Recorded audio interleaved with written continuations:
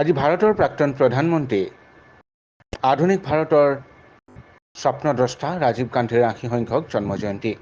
সমগ্ৰ দেশৰ লগতে ডিব্ৰুগড়স্থিত ৰাজীৱ ভৱনতো কংগ্ৰেছ কৰ্মীসকলে উদযাপন কৰে তেওঁৰ জন্মজয়ন্তী।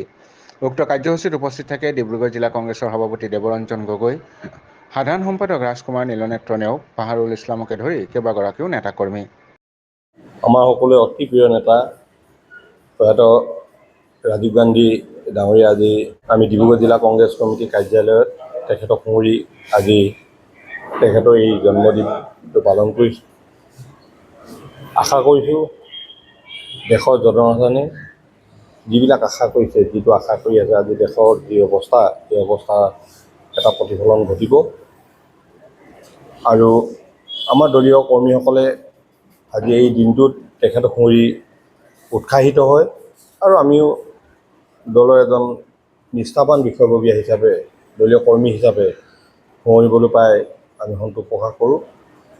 আমি আশা কৰিছোঁ ভাৰতৰ জনগণে আজিৰ দিনটোৰ পৰাই এটা বেলেগ সিদ্ধান্ত ল'ব, যিটো সিদ্ধান্তই দেশবাসীক এখোজ আগুৱাই নিয়াৰ ক্ষেত্ৰত আৰু কংগ্ৰেছ দলক এই বাঘবেৰী অনাৰ ক্ষেত্ৰত সিদ্ধান্ত গ্ৰহণ কৰিব।